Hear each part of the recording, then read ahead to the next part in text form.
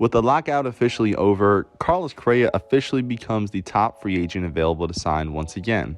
But where exactly will he go? The early favorite Detroit Tigers are presumably out with the signing of Javier Baez earlier on in the offseason. When you think of a big name such as Carlos Correa, you think of big teams, big market teams.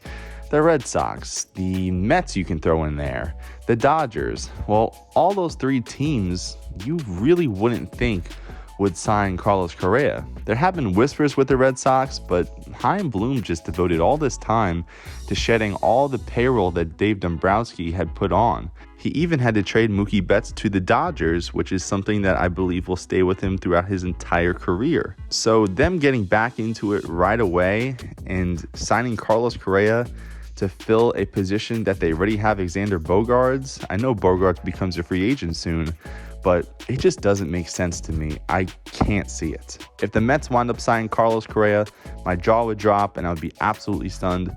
Don't think that's a fit, but with Steve Cohen, I guess you never know.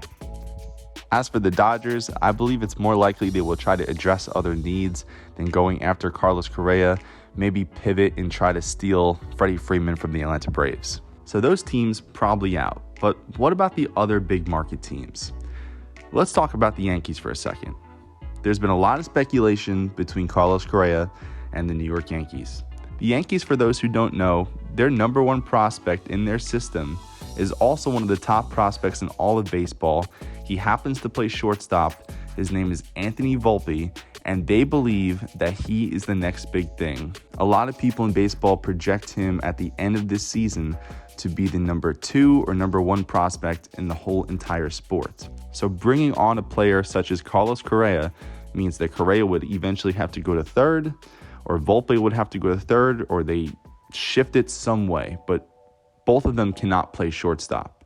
The Yankees, though, are a very incomplete team. They have many other holes to fill, such as first base, center field, pitching, and they have to eventually decide on whether they're going to extend Aaron Judge or not. And if they do, I just find it hard to believe that they're going to roll with a payroll that has Aaron Judge, Carlos Correa, Garrett Cole, and Giancarlo Stanton on it.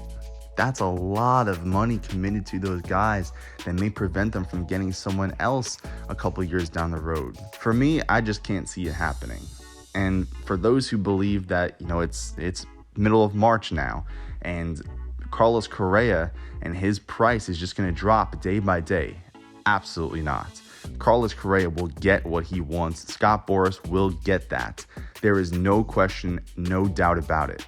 He will not come cheap, and that is why I believe the Yankees are not going to wind up signing him. I think it's more likely they will sign a stopgap shortstop.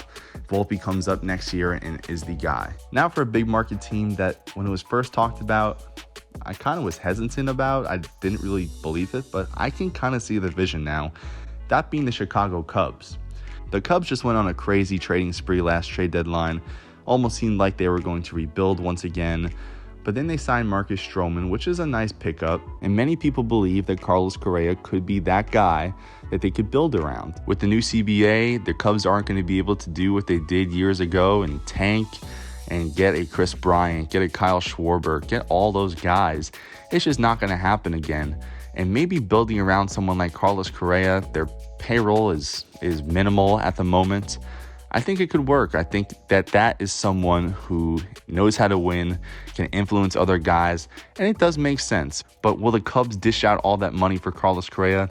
It remains to be seen. And now for a team that many people have counted out, but they are very much involved and in the mix for Carlos Correa, are Carlos Correa's Houston Astros. You take Carlos Correa off the Astros, and I would say that they are certainly a tier down from another team. That's how good Carlos Correa is. He is that dude. He is such a good player that he will take a team to the next level. I think the Astros will still be a very good team, a playoff team, but Carlos Correa makes such a big difference, and you take him off the Astros, and I'm not sure what they are.